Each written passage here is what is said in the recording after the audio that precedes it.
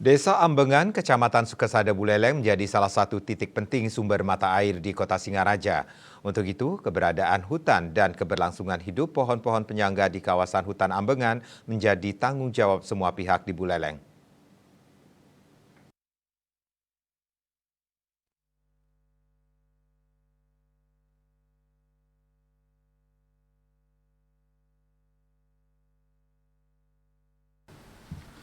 Hutan Ambengan memiliki wilayah hutan kritis yang harus dijaga keberlangsungannya.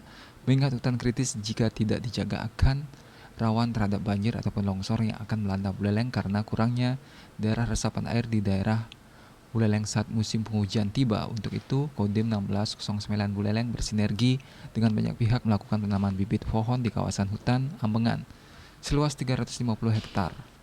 Angga Nurdiana, penanaman pohon ini bukan baru kali ini saja, namun merupakan kegiatan berkelanjutan yang dilaksanakan oleh pihaknya. Dan dalam seminggu ini dilaksanakan secara serentak di seluruh Indonesia, sehingga dapat membantu mengurangi emisi karbon dalam pemanasan global.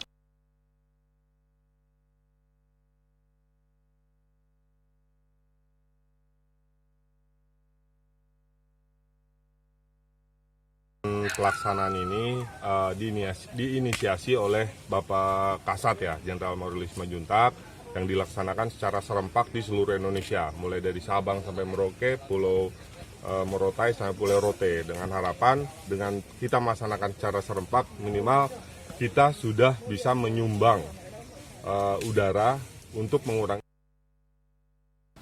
Disampaikannya, sebanyak 251 bibit berbagai jenis pohon ditanam di kawasan hutan tersebut, seperti pohon durian, kelapa, dan buah-buahan.